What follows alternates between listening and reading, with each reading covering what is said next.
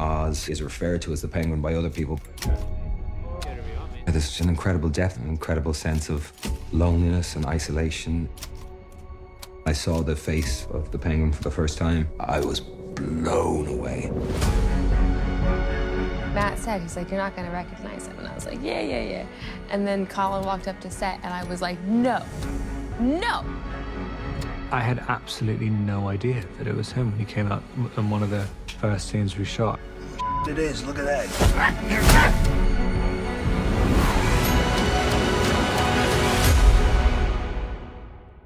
Mike Marino designed the Penguin, spent weeks in his studio. Hi, I'm Mike Marino, and I am the prosthetic makeup designer. I'm Mike Fontaine, and I do special effects makeup, prosthetic makeup, particularly Colin Farrell as a Penguin.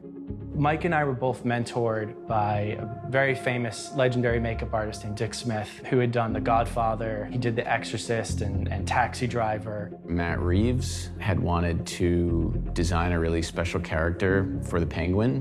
What was interesting to me about this version of the character was that he was not yet the Kingpin. And he's kind of this mixture of someone who people make fun of to a degree, but actually it turns out that under all of that, he's a volcano. Hey, Vincent!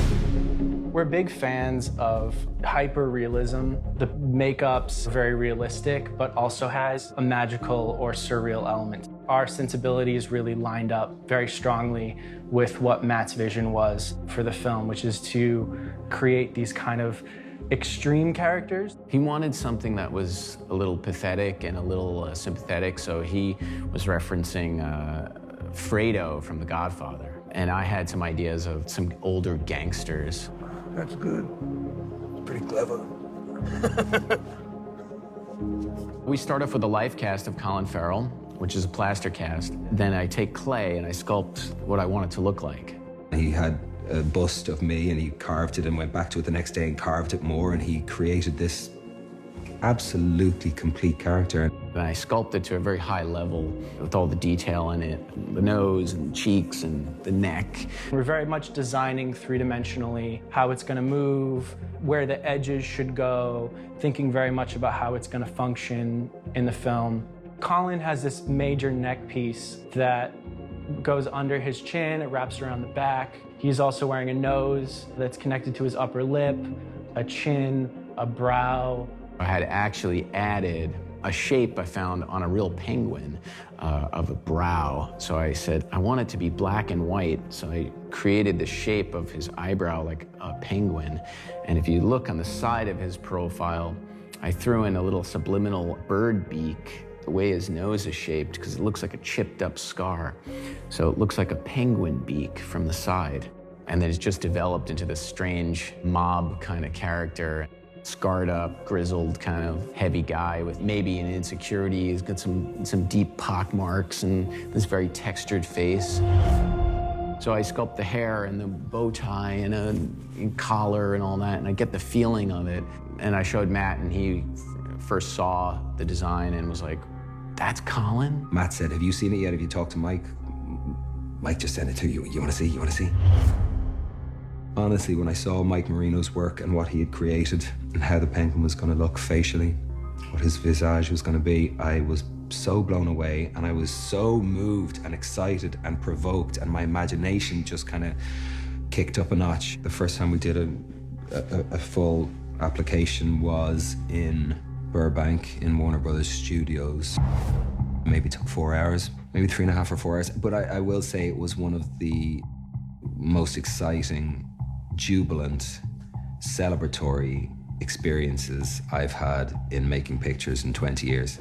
Pete, yeah, young man, this is... And to see the makeup for the first time with Greg, the cinematographer there, and Greg came up and he had his camera phone with the light on. The quality of his prosthetics was so good. I was blown away. And he held it over this side and this side and this side, and he was, the shock on his face, he literally could, he said, I can't see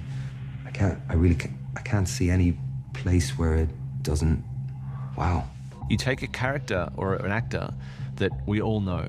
You know, we know the shape of Colin Farrell's face. We know how his performances are in other films that he's done. but his eyes are so piercing and so clear that he's got this kind of paradox that goes on where he's got the face of somebody that feels like somebody who's been through a lot, but his eyes are sharp. Oz is aware of what he looks like and certain physical attributes or certain potentially physical handicaps he may have, including a fairly noticeable jerk in his gait as a result of something going on with his right leg, shall we say. He wears the hardship of the life that he's lived up until this point. Colin is just about as great as an actor could possibly be. He really understands how to use the makeup. Colin just became the character. It almost overcame him. I'm Oz. And it wasn't until that transformation happened that we saw Colin really inhabit the character that Matt wrote. And I remember that Colin surprised us with an iPhone video footage of when it was the first showing of that. Where are you from? Anywhere I'm from. What the care where I'm from? Some of your business. Want to know things about me? Why don't you send me a little email? I'll write you back real quick. Where do you live? Yeah, why don't you come Where do you down live, to actually? I Queens? can hand deliver a letter to you. I can hand deliver a letter to you. The more pieces go on, the more his voice subtly starts to change, and he starts to become aware of his features and using them in the mirror.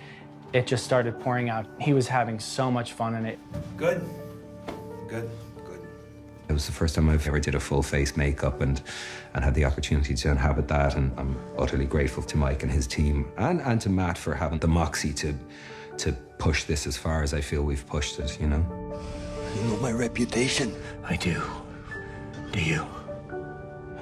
It's always nice to be in a scene with someone. You can see they're really enjoying it as well, just really feeling the look of the character. Colin was able to really bring that character to life with his movements, the way he walked, the way he spoke. And I was taking care of giving it, I suppose, animating it, giving it motion and giving it voice. And it's definitely, I mean, there's not, like no penguin has been like that before. And that was the great gift that Mike Marino's talent has given me on this film. It's nothing short of creative genius.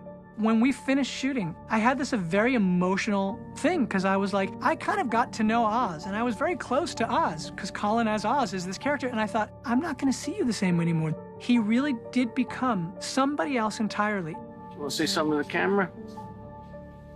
You want me to say to the camera? I don't know. What do you want to say? You want to Show? you want to confess? Come see your tickets. You pay for this performance. Careful. I give so much praise to those folks for creating what they've created.